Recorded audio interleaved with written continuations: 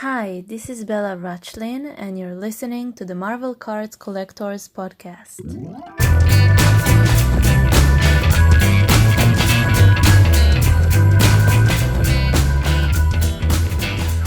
Hello, everybody, and welcome to the Marvel Card Collectors Podcast, your weekly digest of hobby goodness. With me this week is, I missed this guy. It's Josh. Hey. It's Wesley. Hey-o. And it's Jason. Hello. Hello. Hello. Hello. Keith might be here. We don't know. So we were having an interesting conversation just before we hit the record button. So we're going to carry on with that. So I was just showing my dear friends here that I picked up a Jeremy Renner autographed costume relic from Avengers Age of Ultron for how much was it? Hang on a sec. 100 and I want to say $134 bidding on eBay the other day. Now, Renner's kind of probably one of my main MCU PCs, I guess. You know, I dig him. I like the actor. I always have. And we were just talking about, well, what were you saying about the value of his autos?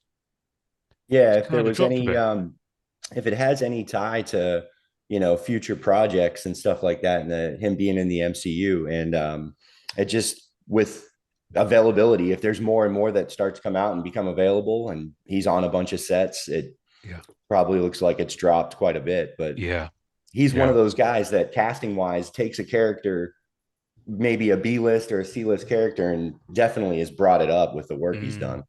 He's done a heck of a job. That's an auto I'd love to have. Yeah. No, I've got a few of his. No, Definitely. And that actually leans into what we're talking about. Because Jason, how much said you were looking a couple of years back at how much they were?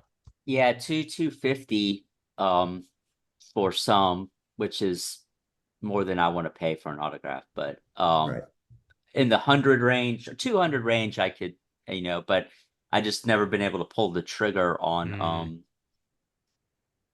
getting one or deciding which one I want, or just, what have you. But it looks like last night I looked on eBay and seems like there's some that are even less than 100 now.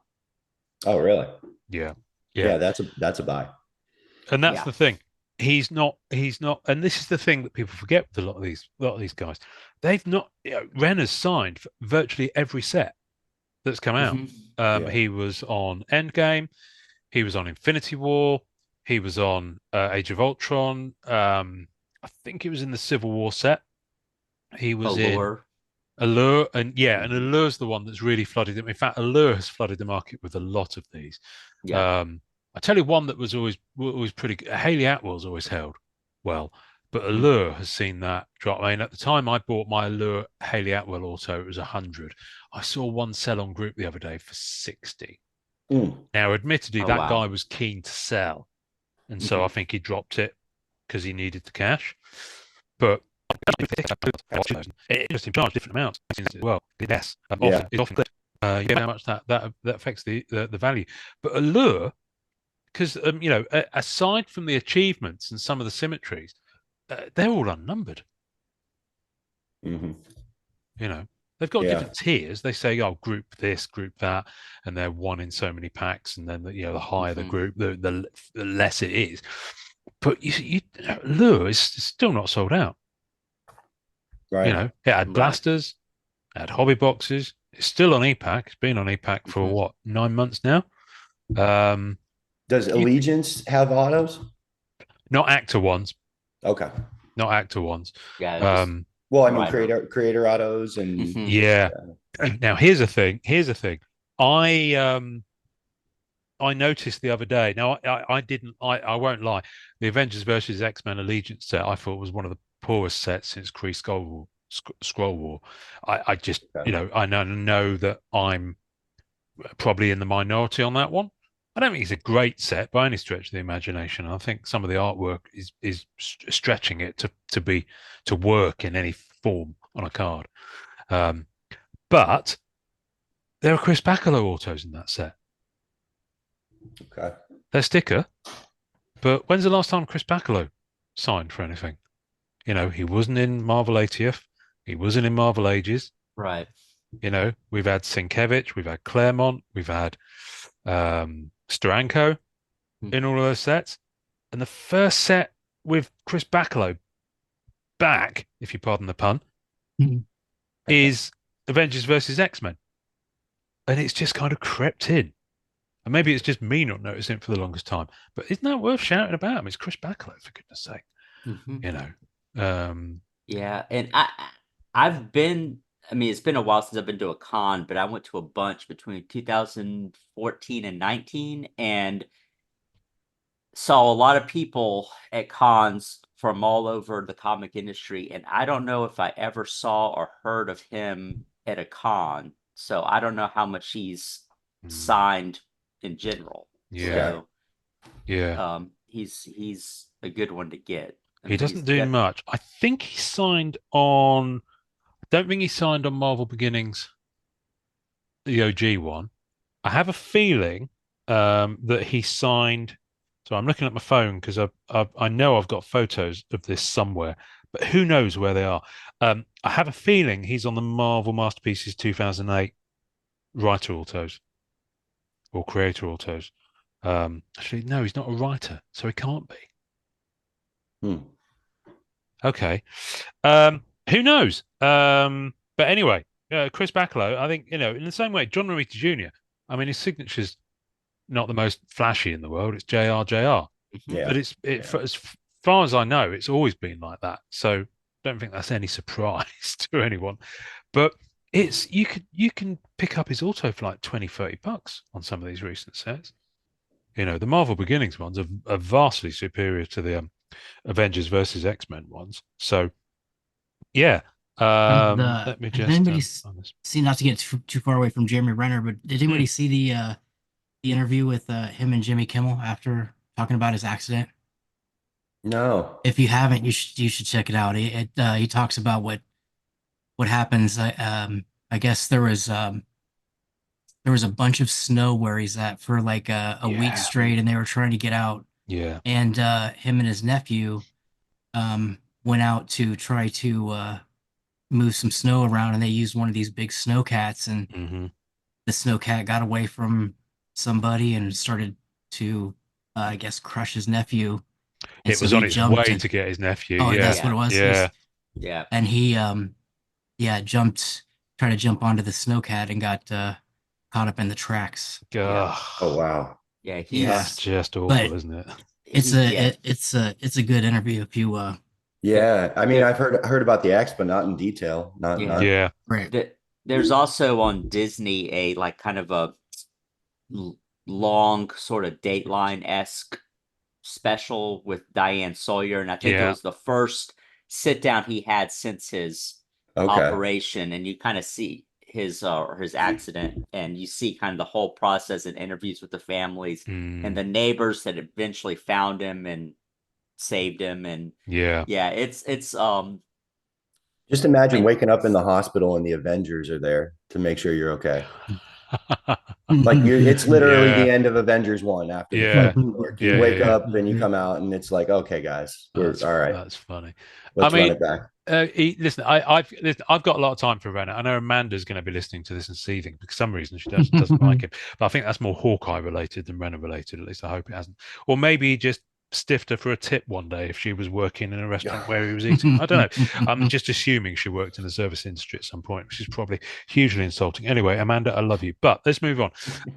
The interesting thing with Renner, and I've seen this before, it happened the other week with Bernard Hill, actor who's in Lord of the Rings as Theoden. Right.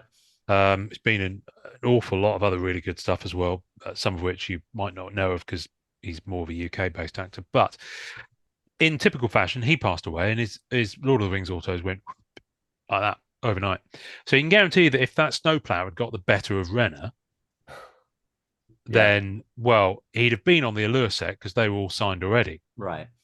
But I can guarantee that the price of his autos would have held, if not gone up, regardless of how many of them out there. Have you seen the really interesting thing? I mean, Patrick Stewart and Ian McKellen, their autos have steadily gone up over the last few years. Now, it's not like either of them are shy of signing. There's especially Patrick Stewart. there's probably, off the top of my head, looking at eBay over the past few weeks, because I've got safe searches for Patrick Stewart autos now, I've counted at least 20 different Star Trek types of card that he's signed. Wow. None of them are numbered.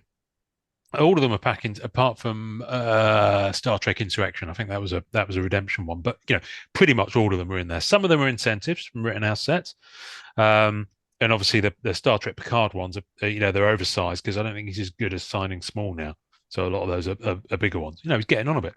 Yeah, but I do wonder whether it's not, obviously they are at a certain level whereby yes, their autos are probably worth that. But there's no shortage of supply. So I'm wondering if it's kind of a preemptive step up in value by virtue of the fact they're both in their 80s. Right. Yes. I know it sounds awful, but people do. I've seen it happen. I remember when William Hurt passed away. Any cards of his just went up in value. I don't think he signed for any Marvel ones, but I think he had signed before. And you see it happen. Ray Stevenson. There's a good Marvel one. The guy played Volstagg. Right. His autos, they were $40, $50 autos in Black Diamond. Now you'd be lucky to pick one up for $150, $200. Right. So there's kind of a weird kind of gallows mentality to it, to the market that does that. Having just checked, by the way, Masterpieces 2008, it was indeed a writer autograph card, so Chris MacLeod did not appear in that set. I just wanted to sense check that. However, lots of other really good creators did, including Brian K. Vaughan, Dan Abnett, David Mack, Roger Stern, Mike Barron, Larry Harmer. It's a brilliant Howard Mackey. It's such a good auto set, that one. Anyway, but no, that's it. That's interesting, Jason, about the Renault auto values. But you can now pick his autos up for $100. Yeah. I did an eBay search late last night because I pulled a second Andrew Garfield auto out of No Way Home. Nice. And looking to maybe trade it for another actor auto that I don't, How are the Garfield autos doing now? I know there's a couple talked about projects that he's going to be doing in the future. So I can. His original ones from the Amazing Spider-Man movies he did 15 years ago now. I think they've held, but these new ones, they are a lot lower. I'd say they're a quarter of the price. Yeah, he signed quite a bit for this set. Yeah, he signed quite a bit for this set. But they're still like, I'm watching one right now to see where it ends up on eBay. But yeah, I've got like the ensemble auto and then the logo patch auto. Nice. See, I heard some whispers about something in the works with him doing another Amazing Spider-Man.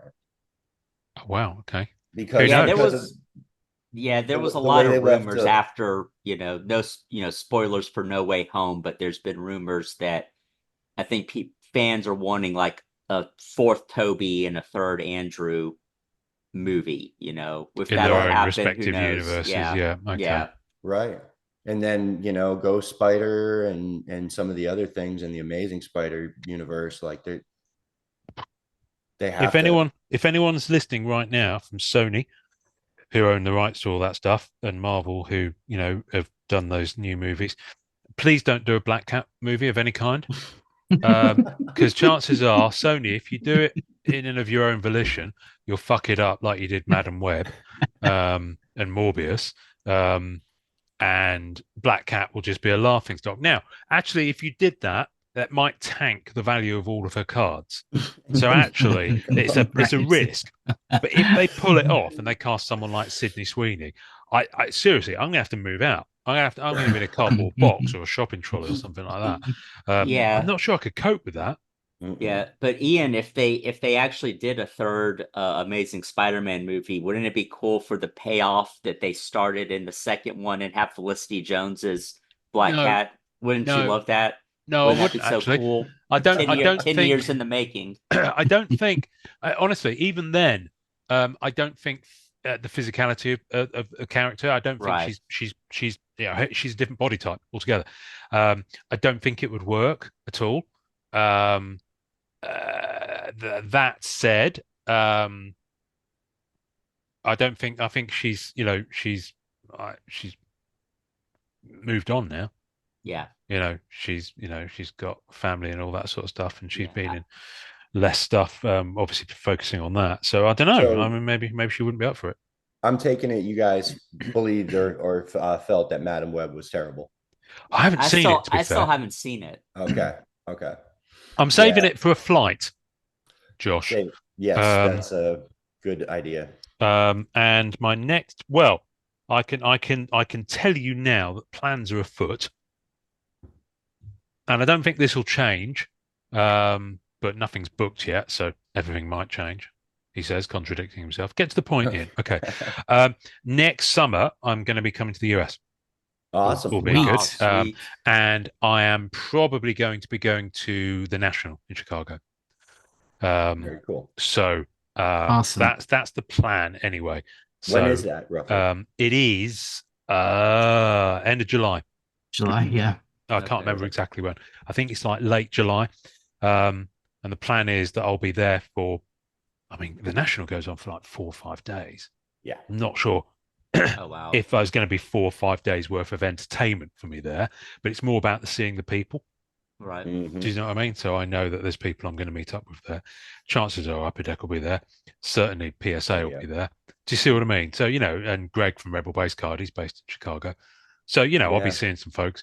And then I will be going to Toronto for a few days, and then we're traveling down on the train for upstate New York. We're going to stay with our friends in New Hampshire and then fly out of Boston. So it'll be about 3 weeks all in. Is the plan. So yeah, nice. You heard it here. Probably Chicago is 3 hours for me. So well, there you go. Get your ass up to the National next year. But seriously, if any of you, I'm just flagging it now.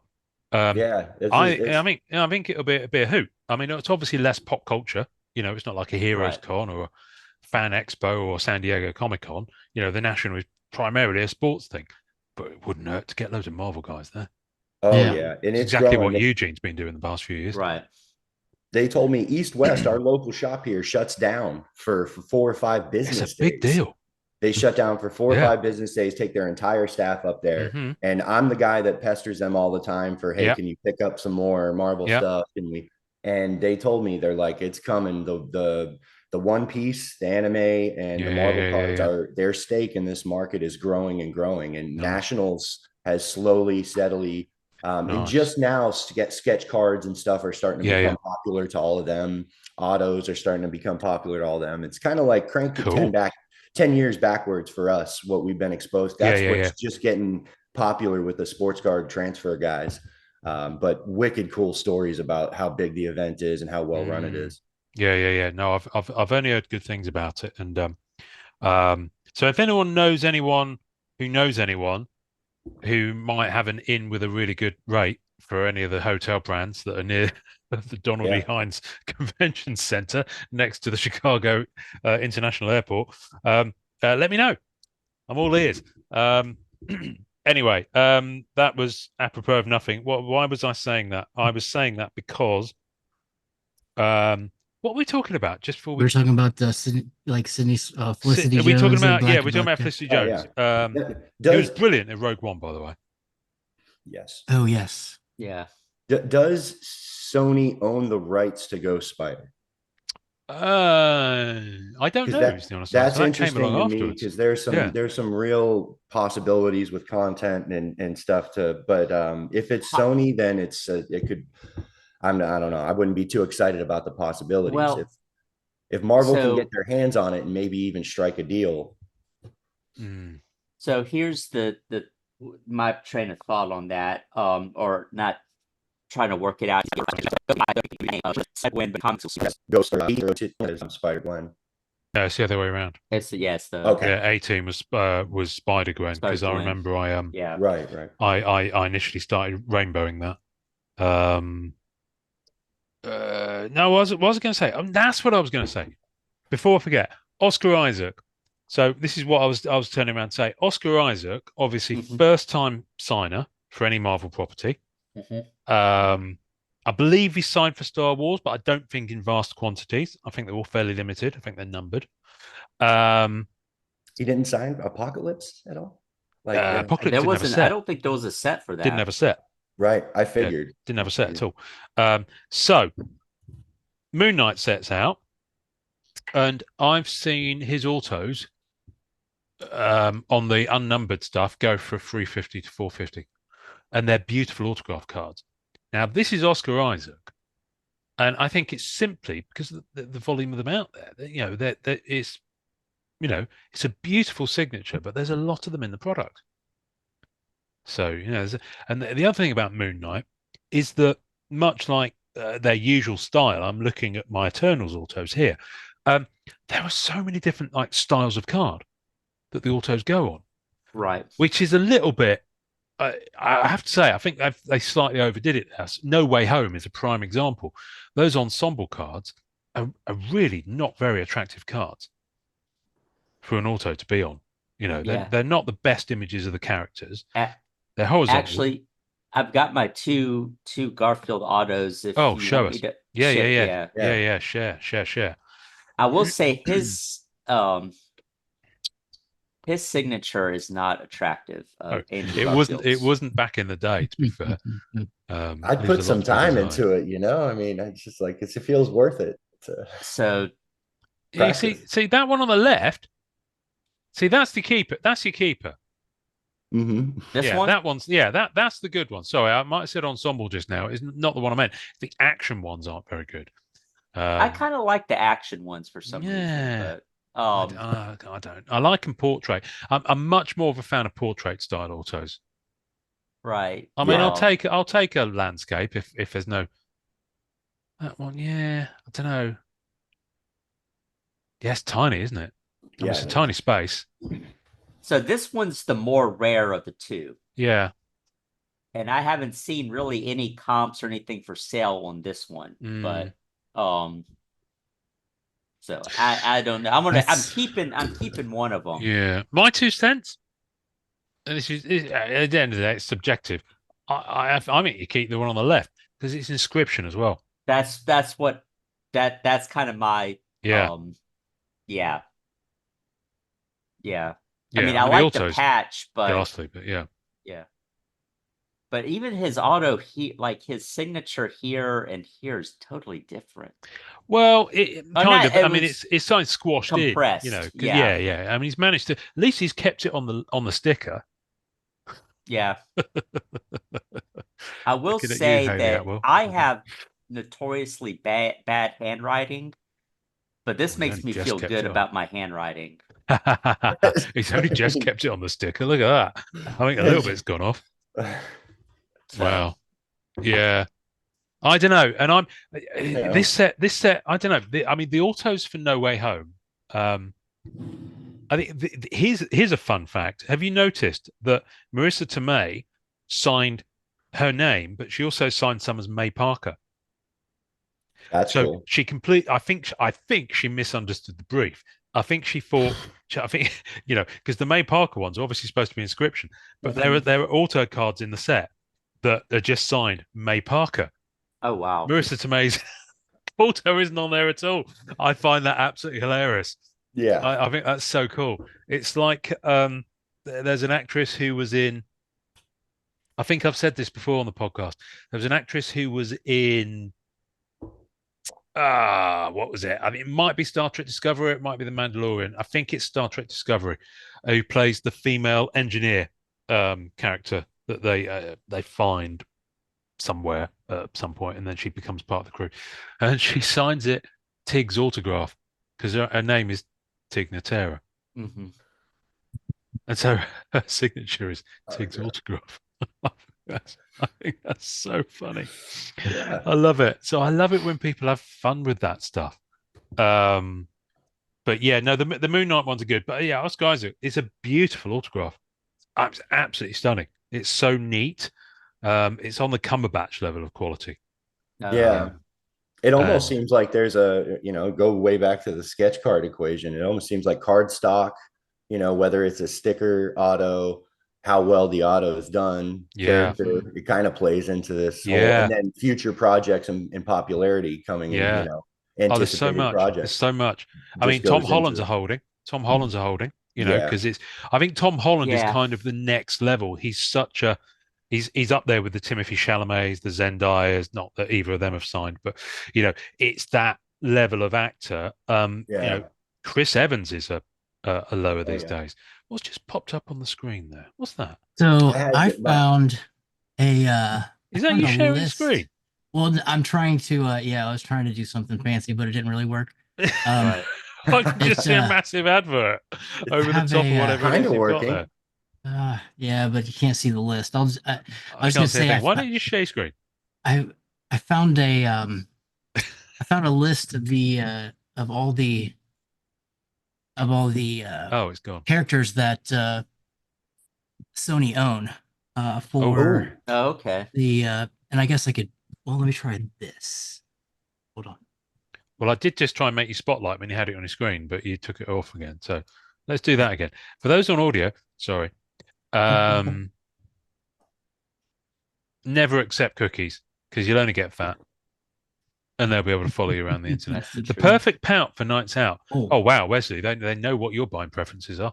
Shop beauty deals. Oh, now we've got two of them. What's going on right now, Wesley? Come on. There we go. Right. Oh, wait. I think I got it. You're getting too fancy. I have no idea what's happening right now. On the left the algorithm's about to show us your whole life and everything. Okay, so I can't get it to. That's my fault. I suck. I can Why don't you just read it off at this point. So these are people outside of Spider-Man that they own. Number 1 is Eddie Brock, 2 Spider-Woman, 3 Will-O-the-Wisp, 4 Prodigy, Equinox, and Wang. This list screams of when the deal was done in terms of hot characters.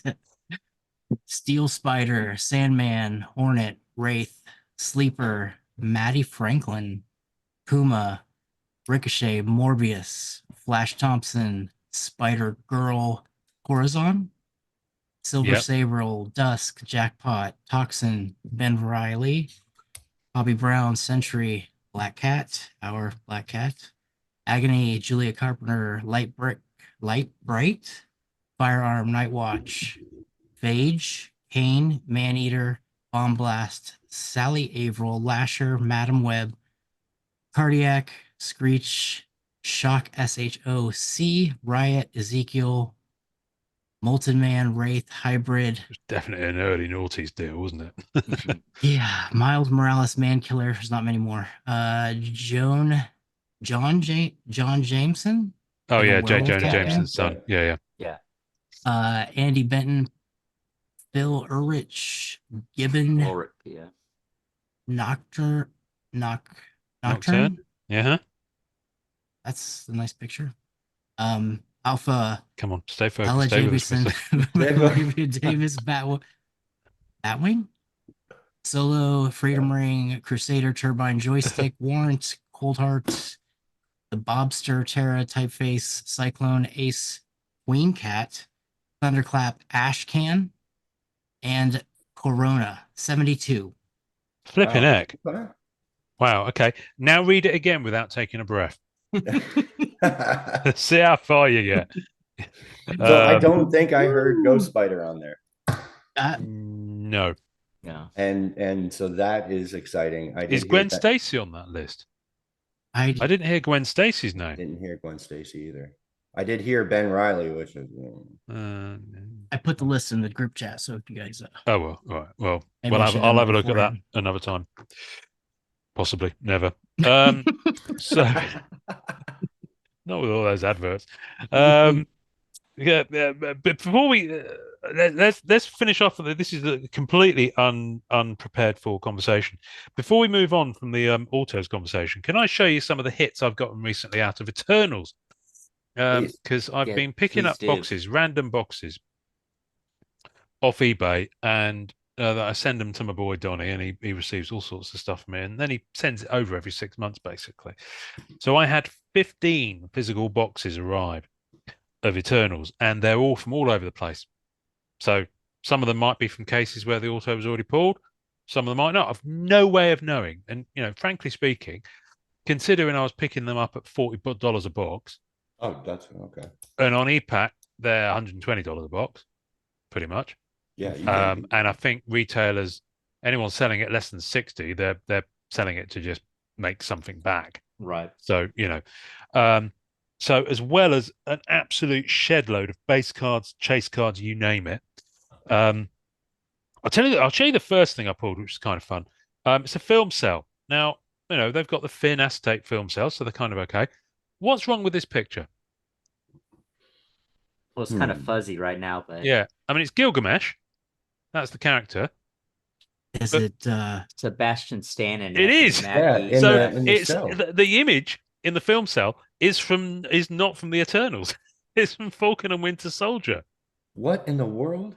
And yeah, so it's an error film cell. Isn't that That's the most pretty bonkers awesome thing? Yeah, absolutely. Like it's hilarious. Sorry, Mike. It's pretty fuzzy all the time, Jason. No way, shape, or form from Eternals. No, it's absolutely not. Unless there was a scene that I slept through on the 3 times I watched it. I don't think they were in this film. So anyway, that was hilarious. But I did pull Don Lee as Gilgamesh. So character ensemble cool. auto. So that's nice.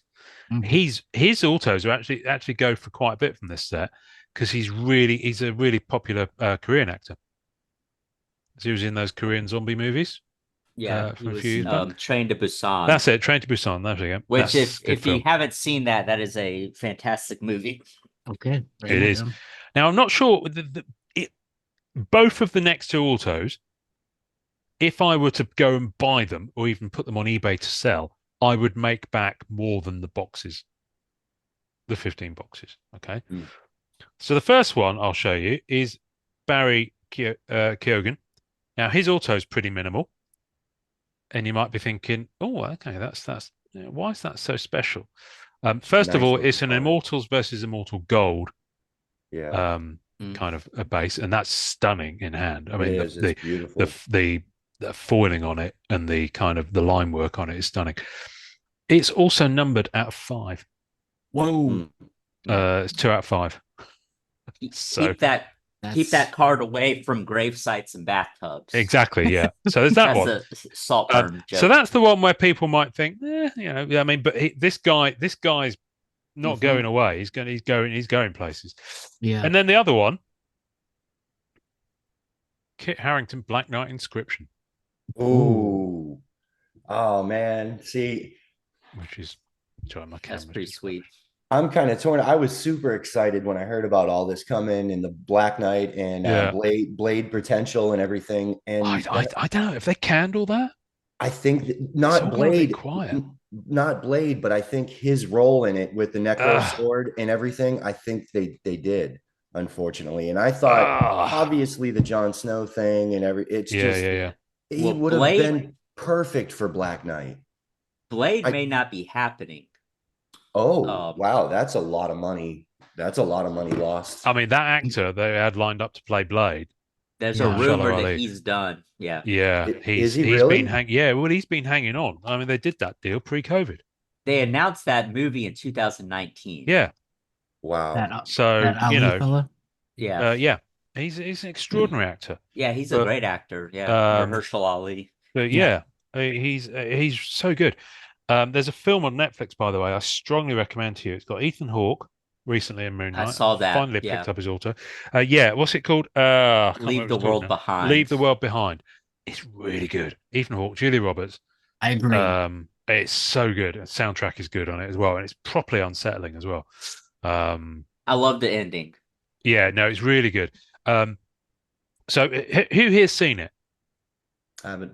You haven't seen it, right? No. So 3 out of the 4 of us. I'm not going to say any spoilers, but this won't spoil the film for you. But there is a repeated thing where the camera goes up and down between floors of a house, and it's very cleverly done, like Panic Room, Jodie Foster David Fincher did that a lot as well.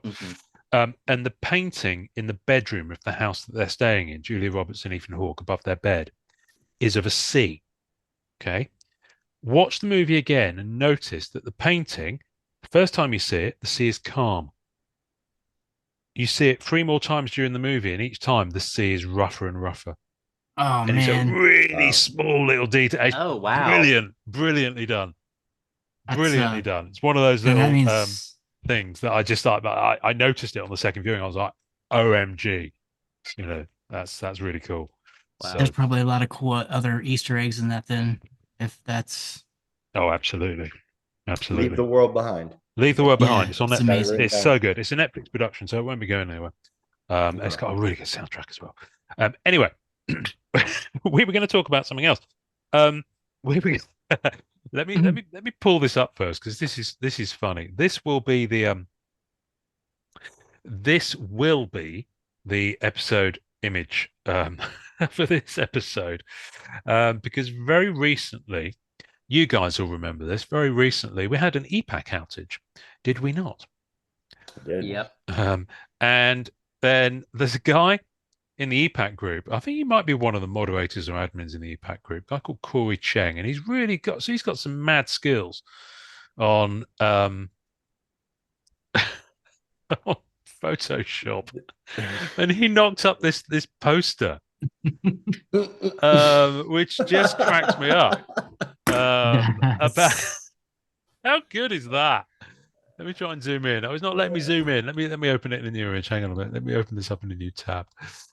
Hour 1 confusion. Hour 2. So basically, EPAC went down. It was down for over a day. Okay. And this was perfectly summing up. Hour 1, confusion. Hour 6, memes. Hours 10 to 18, sleep. Hour 20, mild panic. Hour 28, societal collapse. And if you scroll down, there's all people on their devices. Your packs and numbers. Awesome. I've only just spotted that. Anyway, this will be on the visuals for this episode. Yeah. I saw it and I said, please, can we use it? So he said, yeah, fine, as long as you quote me. So this is Corey Cheng did this, and I'll post, I'll put his name on the thing when we put it out. But anyway, EPAC went down. Okay. As we all know. So, and it's done that before, but it's never been down for that long. I think it's fairly safe to say. And people were getting really, really, really twitchy. And it occurred to me that a lot of people do choose to store their collections on EPAC. That's fine. It's absolutely fine if they want to do that. No wrong with that. But I guess what it brought into sharp focus was, okay, that's fine, but on the EPAC platform, is that the right place to put it? Because the Upper Deck as a business could go under completely. And I think a lot of you know that the EPAC, the physical cards that you get on EPAC, are stored in the COMC warehouse. Okay, so they're all in the same place. Yeah, whether you transfer them to COMC or whether you keep them on EPAC. However, they are the physical and legal property of Upper Deck until they leave the EPAC site and you move them to COMC. Okay, now that means that if Upper Deck go down, I completely call in the administrators, all that, bankruptcy, all that, and have to sell off their assets. It doesn't matter if the cards are yours. They're not yet. They're not. Now, here's the thing. So I thought we'd have a little fun. Let's terrify our audience day. If you scroll down to the bottom of the EPAC site, this is my user, by the way, my optimistic wish list, which never seems to go down. There's stuff on there I've completely forgotten I wanted. My rather paltry collection of rubbish. So down here, you've got terms and conditions. Now, there's 3 of those now because, as you know, they have Collect Forever, which is the comic site. You can see it at the top there. So that's where you can purchase comics and collectibles. And then you've got this new NFT thing they've got called Evolution, or Evo for short. And you can toggle between the 3. Yeah. So if I wanted to, I could go into those 2. Now, I have absolutely no interest in going into those 2, personally. But They're 3 different site ecosystems that you can go into with one login.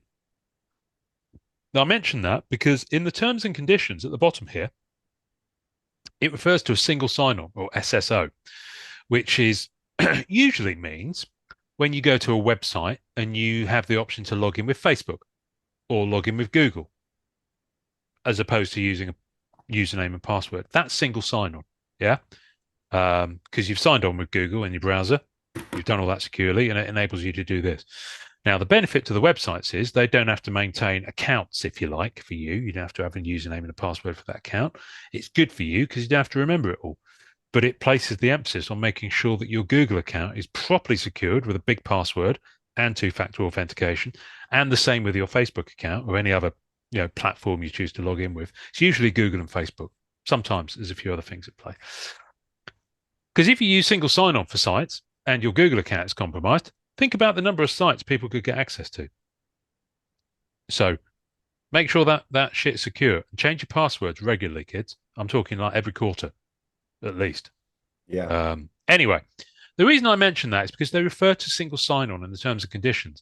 Because if you're signed into one of these, you can sign into the others. Yeah, that's what they mean. Yeah, so you've signed in once, you can go into the others. Right. So for terms and conditions. Now, I've read a fair few of these because I work in information security and data governance. So I'm often thrown things to look at and read. Now, I'm not a lawyer, okay, but I've read enough of these like in detail to understand kind of what they're trying to do. Now, most of the time, and I'm sure maybe you in your professional businesses have looked through stuff like this. I'm looking at you, Wesley, in terms of some of the agreements you signed for finance. You might be familiar with some of this stuff. Jason, I don't know if you've ever done anything like this, or Josh, but there are 3 things that any terms and conditions does between you and whatever brand or other party it is. The first thing is they give you the framework, the legal framework, that both parties will conduct themselves according to relevant laws. Okay, so that's the first thing. The second thing is it tells you what you can and can't do. But the third most biggest thing is, especially in America, I mean, this is universal, but especially in America where people sue each other for just looking at them the wrong way, this is entirely designed to minimize and or nullify upper decks liability for anything. Okay, with that in mind, let's dive in and see what it says about what happens to your collection should EPAC go missing.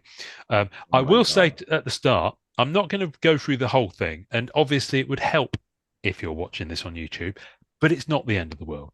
I'm not going to read the whole thing, but what I am going to do is just go through and say, it's got pretty standard conditions on it. So, first section is about acceptance. Basically, you accept that you go through all this, that you accept all of this agreement if you're using the website. Okay. Now, the second part is interesting. Okay. The website provides users the opportunity to purchase certain items on the website, which can be opened digitally. They're collectively known as digital items, with the option, where applicable, to receive the physical counterpart to those digital items, which is known as a physical items. The digital items and physical items are collectively referenced herein as the items. Okay. Then it goes on to talk about free packs. I'm not going to go into that. Now, this is an interesting distinction. While the card, whether it's physical or digital, exists on the Upper Deck EPAC site, it falls under the category of digital items, which may have a physical counterpart. But as we'll see lower down, the digital items part is kind of there, it's not a physical card until it leaves that system. So I thought that was interesting. So it talks about license and stuff like this. Now, this is interesting. The website provides users with the ability to instantly purchase certain digital items, which grants users a license to access the digital representation of a physical item. Okay, so again, there's that distinction. If you buy a card and it has that Andrew Garfield auto in, Jason, now you've always understood that to be you've purchased a physical card, yeah? Correct. Yeah. While it's still on EPAC, it's not. It's a digital item. You have a license to see a representation of the physical item, right? In which case it's an actual scan, but the actual image you're seeing is still a digital image. Yeah. So this is very interesting, and the reason I'm saying all this is because it's kind of it all ladders up to the liability section that we're going to get to, which might terrify you. Now, I will at this point say it is entirely possible I've misread this. It is entirely possible that I will make mistakes. So don't take my word for it. I am not a lawyer. I am simply someone that in the course of his professional career reads a lot of these things, and I'm used to spotting where legal terms define something in a certain way, and I'm used to spotting the reasons why it's different to what you might expect it to be. Okay, but I might be wrong, because American law and American contracts do differ from European ones. But that being said, so far what's really catching me off guard is that even though it's a digital with a physical, counterpart, I would imagine, in my brain, I pictured almost like an NFT or code being created for every card, and therefore that existing as the physical simultaneously with the digital. I didn't think that they would be able to create the verbiage to where there's a line in the sand as until you go to, because I'm transferring right now, until it transfers over. Because we're not just talking about collapse from the company's standpoint. I mean, what if the website goes? The place burnt down back in '96. Yes. So these things have happened once before. They can happen again. Yeah. That is crazy verbiage that they've somehow gotten away with. I mean, the thing. I mean, we've all accepted this. That's the thing. So this is the way it is. Right. But I'm sure if you really did this and went through, the app, if you got an iPhone, as soon as you get an upgrade, you just scroll through all that and just click agree. You don't read any of it. No, I've given away kidneys and. Yeah, exactly. So your firstborn belongs to Tim Cook at Apple, and he sacrifices them to. Wow. Anyway, for eternal life. Yeah, exactly. Well, it didn't. To be fair, that didn't work for Steve Jobs, so I think it's unlikely to work for him. But he got in the program late. But the interesting thing, I think both of those two things can be true at the same time here. I think there is a unique digital code for every item, be it digital or physical, right? And it does marry up with a physical item. Here's the thing. UDC, which is Upper Deck company, I believe, reserves the right to change, suspend, or discontinue the website and or availability of any feature, item, or content for any reason at any time, with or without notice, and without liability to you or any third party, except as may be otherwise provided in this agreement. Spoiler, there isn't any. And as a result, the license to any digital items shall be revoked. Okay? So that's the first thing. Okay? So that's the first thing. Restrictions on the use of website. Now, this section's pretty standard. It's basically saying don't hack it, don't copy it, don't try and decipher the technology, all that sort of stuff. That's standard stuff. Doesn't it say on there too, like, not to interrupt, but did I see somewhere else that says don't sell your account? That's at the bottom. These were last updated July last year. No, that's fine. And they obviously have added to it with the addition of Collect Forever and Evo, but they've also added to it, I think, just to evolve it in terms of the fact they've seen users doing some things and they thought, oh shit, they're doing this. Quick, add something to the terms and conditions that means that we're not liable should someone sell something and someone else pay PayPal friends and family and then scarper with the money. Do you see what I mean? Is that kind of thing? I think, but it used to be that they were and they still do in the chat actually, that you're not allowed to solicit stuff for sale in the chat. Now, I can't remember the last time I saw someone get pulled for it. I don't know how active UD are in the chat these days. They used to be a lot more active than I perceive them being today, but I might be wrong because I'm not on there as much. Anyway, so there's another additional clause here where access to your account is limited by Upper Deck for 12 consecutive months or more. So this is where you've violated the restrictions of this agreement, okay? Where your account is limited for 12 consecutive months, Upper Deck has the right to permanently disable and remove all contents from that account or any account within the SSO environment. So they're basically talking about any three of the websites, yeah? Including but not limited to any and all items. So we know what items are. They're your cards. But they could be your Funko Pop. They could be your comic. They could be your NFT thing. So, it covers up. All determinations will be made by Upper Deck in its sole discretion on a case-by-case basis, taking into consideration the severity of the violation or attempted violation. Anyway, so basically, that's saying that if you do something wrong, we can close down your account and you might lose access to the card. So I think that's fair enough if you've done something wrong, if you violated the terms of this agreement. But that's not talking about the fact that the website goes down. So I'm gonna speed through a little bit. Account information and removing account information, account disputes, age restrictions, public safety. That's just in there to cover their ass.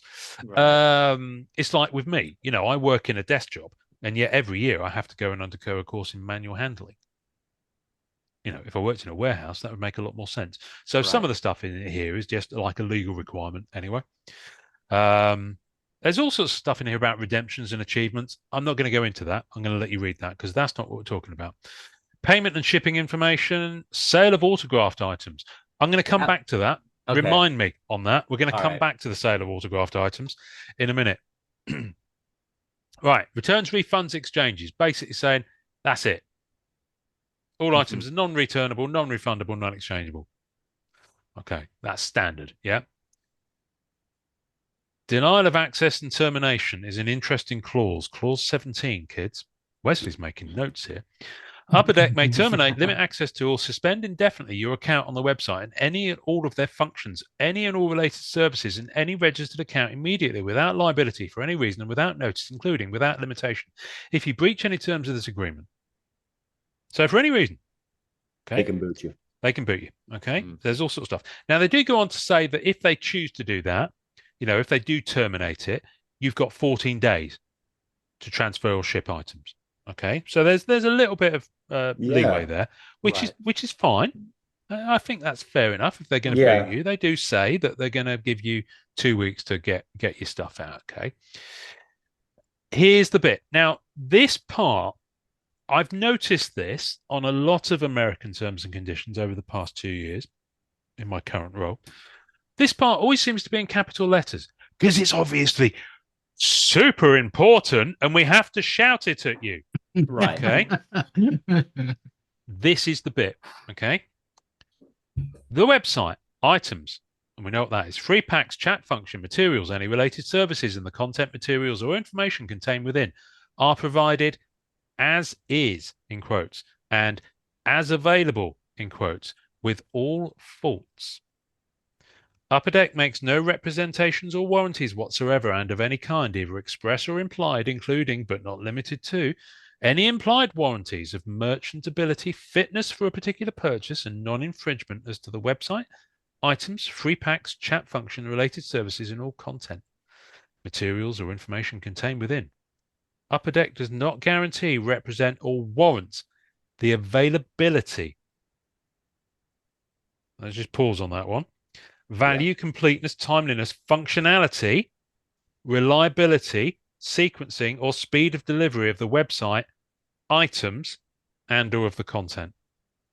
So basically, that whole massive word salad there basically means we can't guarantee the website's going to work. We can't guarantee you're going to get your items. Wow. As is. As is. That's it. Okay. So listen, I could go through this a bit more, and there's a lot more in here, but those are the big ones in the context of the site having its recent outage for 28 hours. Now, I will say this is not unusual. I think you'll see with most websites that you use, they'll say similar things. Okay. Right. Which is fine if it's a Target account and they're going to ship it to you straight away. Because you go on there, you buy it, and I don't know if you do this in the US, but in the UK for stores like that, you can either click and collect, which basically means you buy it and then pick it up in store, or they'll ship it to you. Yeah, that's pretty much it. Right. I don't know of any other outside of COMC and EPAC, I'm struggling to think of any retail to consumer circumstance where you buy an item and it's in perpetuity until you choose to have it shipped to you, held somewhere else. I can't think of anything. I mean, no, other than so this is kind of an unusual crypto. thing. This is kind of an unusual thing. Yeah. Yeah, I can't think of another example. It's in a sense, it's a bank holding an asset who has come up with creative verbiage to release themselves of any liability while your asset is in their care under any and all circumstances. Yep. And that's a thing, that's a thing. Usually the people who hold your money are responsible for your money. Now, here's the thing. Okay. There's a little postscript to this in the clause below 21, which is why I think it's really important for people to understand the distinction between Upper Deck as a legal entity and COMC as a legal entity. They are separate parties. Okay. Right. COMC may have a contract with Upper Deck to do the physical fulfillment, and the physical representations of these digital items are stored in COMC's warehouse. However, Upper Deck makes no representations whatsoever about any other website that you may access through the I'm skipping bits now, that you may access through the website. Upper Deck does not support any third-party apps or extensions, including but not limited to Google extensions. When you access a non-Upper Deck website, extension, or app, including without limitation the COMC website or any third-party website, such website or app is independent from Upper Deck, and Upper Deck is not affiliated with the website host or operator that does not have control over the content on that site. But basically, that's them saying we're separate from COMC, which is a true thing. Now, I don't think that's a news flash for everyone, right? But I'm not sure a lot of people maybe understand that there is that separation there. So let's quickly have a look at the autograph thing, and then I'm gonna get. I never noticed this. As COMC has, I understand they're separate entities, but are we sure it's not like that? They were started by Upper Deck interests. No, no. From their origins, they had no. No, I'm absolutely certain there. I think it happens that obviously when EPAC was launched in 2016, there was a kind of a deal between them. No, my understanding is that COMC. Okay. But you can see my angle as far as create another small branch that is seemingly no way tied to the. Right. I mean, I might be wrong. Write in and let us know. But I'm pretty sure COMC's origins and they came up through a different path, and their path met with Upper Deck when they launched EPAC, and then they've got this affiliation. Now, sale of autographed items. I thought this was interesting. Now, it very clearly distinguishes to California residents and to New York residents. So this is very much looking at specific US state laws and autographed items. But as Upper Deck are based in California, let's look at the California one, because I think it kind of explains the way, if you look on the back of those cards you've got, Jason, on your digital items that you've got, right? If you look on the back of it, you will say something that basically fulfills this legal requirement. With respect to the sale of autographed items offered solely by Upper Deck for $5 or more and purchased by California residents, the following notice is provided pursuant to California Civil Code 1739.7. I don't know what that is. Anyway, sale of autographed memorabilia. As required by law, a dealer who sells to a consumer any memorabilia described as being autographed must provide a written certificate of authenticity at the time of sale. The dealer may be surety bonded or otherwise insured to declare the authenticity of any collectible sold by this dealer. So, on the back of the card, it always says, congratulations, you've received such and such that has been certified as being signed in the presence of an Upper Deck representative and or has been assured to Upper Deck that it is genuine, yada, yada. Yeah, I'm looking at it right now. The autograph was signed in the presence of a representative of the Upper Deck company or provided and certified as to its authenticity by Andrew Garfield. Enjoy your autograph card. Yeah. So I thought that was interesting. Anyway, I think we've done the terms and conditions to death for the moment, but I was just curious to listen. I know what I would say on this, but what's the most obvious thing that people can do to mitigate this risk of their cards being on EPAC and EPAC having an outage of equal or indeterminate length in the future? Transfer to COMC. So I know that if you have something on COMC, on COMC, then anything over 75 cents, I think you have to pay a storage fee. And I'll have to, I'm not, it's just I'm pulling from my brain. So I've always wondered if it's better to keep it there, maybe in the the shipment items, or keep it in CMMC and not price it, or I don't know. I've never been charged. I don't know how that works with COMC. I've got stuff that my last big shipment from COMC was 2,000 cards, easy. I never got charged any storage for that. And you've never got charged any? Okay. No. And how'd they all look? Just on there. With 2,000 cards, how was the quality? How'd they all look? I mean, they were fine when I got them. Okay. I don't think there's any issues. I've had the absolute best luck with every shipment from COMC. The cards have been absolutely perfect. Yeah, I don't think I've had any issues. I mean, outside of the issues that we see when we bust physical stuff, because it's all printed at the same time. Generally speaking, QA issues with a set will follow through whether you're buying it through one or the other. I had such a good experience there with that it promoted my participation in EPAC because of what I saw firsthand from they were all crisp. They were all well packed.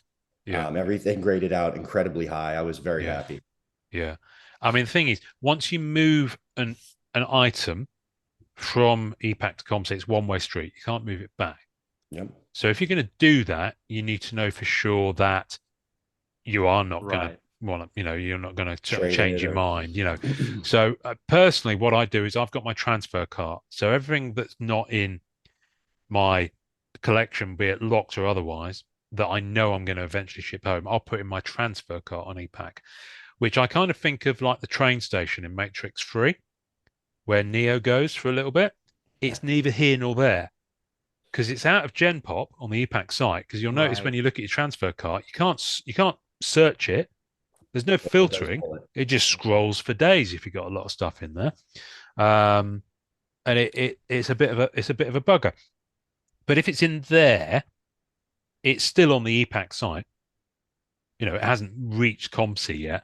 But what I often do is to give myself a cooling off period. I'll leave stuff in there for a little bit before I then transfer it to COMC, just in case I change my mind. The other thing I will say, and this is just a general etiquette thing, and there's nothing that says you have to do this at all. But where I can, I'll always, if something has a value to be combined or redeemed on the EPAC site, I'll see if there's someone who needs it in an unredeemed version before I transfer it off. Just because it's, a cool thing to do. There's no obligation for you to do that. Give somebody a chance to do. But because obviously, if there is an achievement that's pretty limited, there's only so many cards, and you just wanted the card, you don't care about the achievement, then you transfer it off. That's one fewer collector that can reach that goal. Yeah, we definitely want to see all those achievements, as many of them as possible, get redeemed and get out there. And exactly. Right. You want to free the cards. So my advice on that is transfer to COMC, but maybe kind of do it little and often. Yeah, potentially ones that have a big value that would be kind of crushing to your, spirit or wallet. And then keep some of the, mid-tier to low-tier base stuff on there for trading and redemptions and achievements. But the bigger value stuff doesn't tend to be part of any achievement or redemption build anyway. It's normally the end goal than anything else. And certainly autograph cards are never part of redemptions. Sorry, carry on, Wesley. No, I was gonna say I almost wonder too, because one of the things I was thinking about when we started talking about the terms and conditions was I've heard you talk before about people having accounts for a year and then just disappearing. So with some of those accounts, does that give them the right after a certain period of time to give them a 14-day notice and then say, hey, we're going to. Didn't see it. And I haven't seen it happening. It's not in the terms and conditions. I've said before on the podcast that I really, really, really, really wish Upper Deck would do some sort of storage wars kind of vibe with dormant accounts. Yeah, I mean, there's people who have met their untimely, not to be morbid, but some people have, well, Rodney, just passed away. And they might not be talking to everybody about the massive cachet of very valuable cards on their EPAC account. And man, if we could talk to them from wherever, they would want those to go back into the pop of things. That's what I would want with mine. Well, yeah. And I know it's a scary thing, considering the number of people in group I know who buy a lot on EPAC and don't tell their spouse. But wow, yeah. Make sure, seriously, divorce hearings. It's the old adage. Go on, you might get hit by a bus tomorrow. Have a fag. It's that kind of wavelength. Right. Write it down and make sure that on the event of your death, your password information will be given to someone else. Yes. Yeah. That's a good point. Seriously, do that. I'd rather that Upper Deck weren't sat on all that stuff. I mean, now, at some point, you think about the hundreds of thousands of cards in dormant accounts. And it might be that the people haven't passed away. It might just be they forgot their password, or they moved on in life, or they got addicted to drugs, or they got in prison, or something. You see what I mean? There's all sorts of stuff. The whole kaleidoscope. There's a whole load of reasons why someone logging into a website where they've got trading cards might be the top priority. How can we get to a list of dormant accounts? I know, exactly. And it's interesting. There has to be at some point. This is a fact. At some point, there will need to be a determination made on that. Yeah. So either Upper Deck will be acquired by another company, they'll upgrade or retire the platform for whatever reason, they'll lose the license to do certain things, and that way those cards, here's the thing. What if, perish the thought, Upper Deck lost the Marvel license and there is like an exit grace period, and after which point Marvel cards need to come off the EPAC platform. It could happen. Yeah. Yeah. Absolutely. It might be 2 years, but still, just to allow the natural flow of things. But at that point, it's one of those cases, push comes to shove. Well, this is the push. Those dormant accounts will need to be reckoned with. I don't know. Yeah. That's a fascinating thing to. It is. There's no answer to this. It's just all speculation at this point. But and like you said earlier, this is like a special situation where digital items, that have tremendous amount of value. Right. Yeah. It's a fascinating one, folks. It really is. But yeah, I would. I'm going to look at this poster again. Let's look at this poster again. A bank gets sold or bought out. The set monies are still, they're liable to have those set monies go out to the individual owners. If they get bought, they can get bought out 20 million times. Yeah, Josh, that's a good point. So this is like one of these scenarios where they have a digital item that should always, from its birth, be tied to a physical representation. And these digital items have on some cases, tremendous value, and they've somehow figured out a way to release themselves from all liability because of it being this digital in its infancy. It's this pure digital by their explanation and their verbiage. Right. I would argue like an NFT, it has we can come up with some verbiage that says it exists somehow physically in the line of code from its, even as that digital picture, and you own it from the second it appears on the screen after you've purchased it. So that's a whole nother, we could argue this the other way, but Man, that's nice to be sliding on, on that path where, hey, we can buy, sell, collapse, anything else. And unless you've made preparations, sorry about your luck. And it's also like I wonder if some of this was wrote up when they really, I mean, I guess, did they know that EPAC would be I mean, if it's as big as it is today, and would have as much, because there probably wasn't that much expensive stuff in what, 16? No. I mean, Right. I guess there was some masterpieces. Yeah, I guess you're right. That's the second Marvel product on the site. It's one of their launch products, I think. Oh, so was maybe, it? Okay. Yeah. Well, I think Captain America 75th was the first one. That was EPAC exclusive, of course. Okay, so I started right around the beginning. I remember Captain America 75th. I have like one or two of those cards, oddly, on I think I've still got a couple of them there as well. Yeah. Because it was free pack. It was daily free pack, wasn't it? Digital. Yeah. Oh, was it really? Wow. Yeah. This was like in the beginning when there was just no Doctor Strange content. was on there as well. Yep. Yeah. Doctor Strange was a free pack. Yeah, it was Cap. It was Cap or Doctor Strange. That was your daily choice. Now, as a Marvel collector, I don't think you've got any daily free packs. There's none. And there haven't been for quite a while. But no, it is fascinating. It's the thing to bear in mind is that the Marvel, however many sets we feel that we've got on the Marvel side of things, it is absolutely dwarfed by the volume of hockey product on the site. Oh yeah. Which, let's not make any bones about this. That is Upper Deck's bread and butter in terms of this. Right. When I look at the EPAC's marketplace, this is just stuff that's unlocked. Okay. Now, I could break these numbers down. Basketball's got about 152,000 items showing. Disney's got about 300,000 items. Okay. Entertainment's got about 2.8 million. Esports, 161,000. Football, I imagine that's American, well, it's actually Canadian Football League, I think it's their thing. It's got about 859,000. Golf, 450,000. Hockey, 77 million. Wow. 292,158. By comparison to that, Marvel have got 13,436,641 items. So Marvel is definitely second.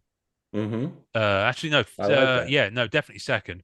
But it is. I mean, look at that. I mean, it's 77 million. Yeah. For hockey. So you do a pie chart. It's the most visual. I might actually knock one of those up.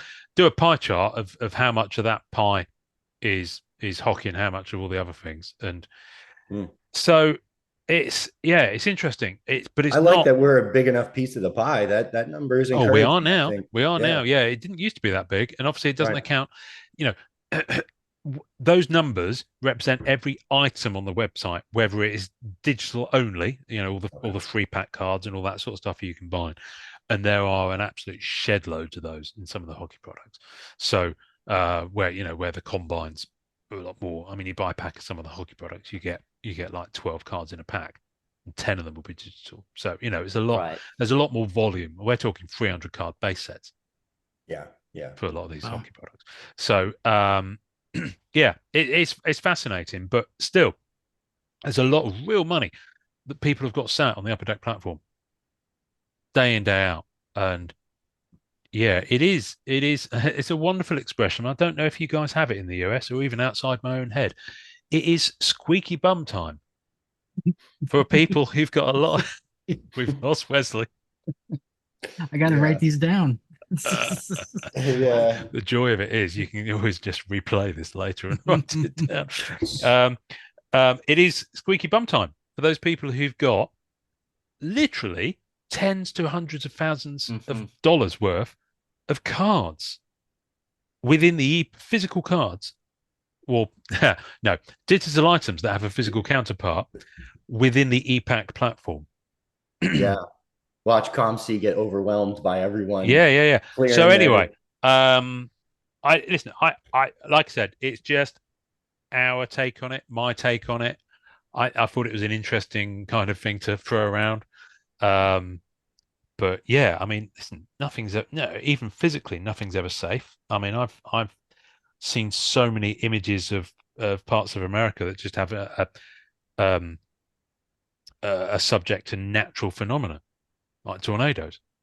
Yeah, we quite happily wipe out someone's house and their collection like that. Right. Yeah, that happened in my town early May. That it kind of came without warning. We've never had we have hurricanes and stuff like that, but tornadoes not always, not a lot. We had 3 tornadoes hit on a Friday morning. Wow. And I was fortunate, but there was other parts of town that were devastated. Yeah. And it's just one of those things that you never. One was a comic shop, and they closed down. They've been around for 35 years. To be fair, the guy's been wanting to close down for 15 of those years, but next forced his hand. So it's a pre-planned tornado. Yeah. But there's places that were devastated, and it was the night before. It looked like it was going to be in South Georgia, and then at 6:45 in the morning, tornado warning, and it was game on. So you never know what's going to happen. You never know. I mean, we're all on a small rock, relatively to the size of things, floating in space with a very thin layer of atmosphere that's generally quite turbulent. Not a lot of protection. But you guys, when I say you guys, I'm talking about America as a whole. It's a big country, and there's a lot of physical risk, in different parts of the country. We don't have quite as much of that in the UK, but we have an awful lot of floods, and that's getting worse. Our hurricane a year and a half ago brought 16 and a half feet of water. Everybody with a first-story home was either on their roof or seeking shelter. And this is a place that's considered like a Corona commercial or a postcard. Yeah. It's absolute paradise. And so by virtue of that, a lot of people probably perceive it's safer there. Yeah. And that's fine. It's up to your own personal risk appetite, the risk, measure of risk. There's no right answer with this. It's just what's right for you. I just thought it was interesting looking into the terms and conditions and just saying, okay, what is, and it's kind of like, it's tough. Well, it's good to educate people too, so that they know what to expect. Hopefully, like I said, seek other advice. Get a second opinion. Don't just take this.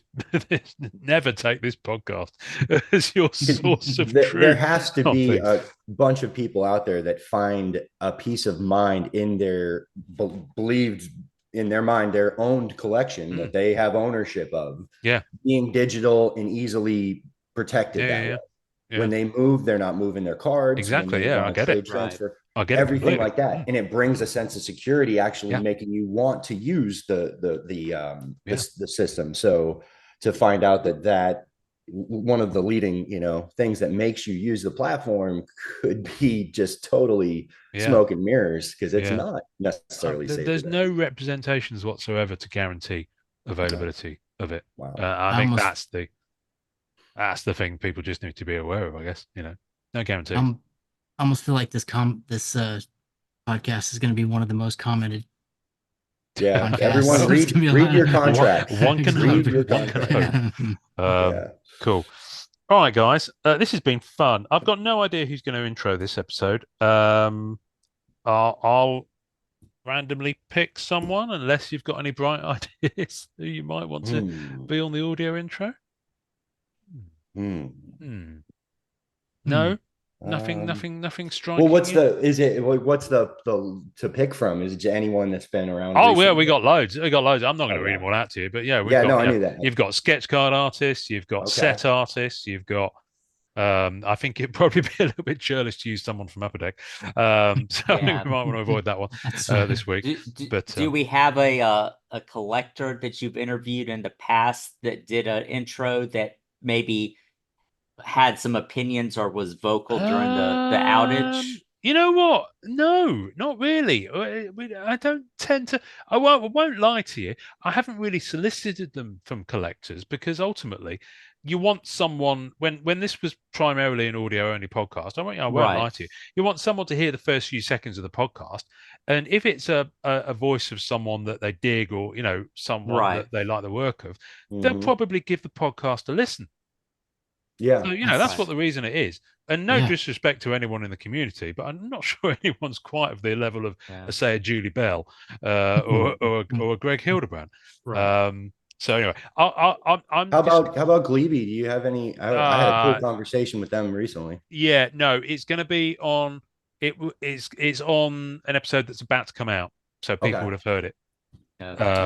But simply because I wanted to give them a shout out because they had a rough time recently with the family members. So that was on. You have one for Bella? Bella Ashlyn. Yeah, let's do Bella. Bella Ashlyn. She's one of my favorites. She's great. Bella Ashlyn. So Bella Ashlyn, you will hear at the top of this podcast. I can't remember what her Instagram is, but if you Google, if you search Bella Ashlyn, you will find her. I guarantee it on Instagram. She's got just great stuff, basically. Amazing art, amazing color. And she's a lovely lady. Josh, we haven't seen you for a while, so do you want to sign off this week's episode? Absolutely. Everyone, enjoy collecting. Enjoy collecting safely. Safely. Digital items. Read your agreement. Thanks for listening, folks. If you enjoyed it, please take a moment to like, subscribe and share on YouTube or the podcast platform of your choice. The podcast can be found by Googling @the MCC Pod, which is also our handle on Facebook and Instagram. If you have an idea for podcast topics or want to be on the podcast, please reach out via social media or email us at themccpod@gmail.com. Our Facebook communities are MCCW, Marvel Card Collectors Worldwide, and MMC, Marvel Masterpieces Collectors. Creative design and logos for the podcast and groups are by artist Michael Munshaw. You can find him on Instagram @artofm2. The great music we use is called Rocket Power by Kevin MacLeod. Thanks to the collectors, artists and creators who support the Marvel Cards Fan Collective. We'll see you next time, and remember, collect your way and always be kind to others. Make mine Marvel and enjoy collecting.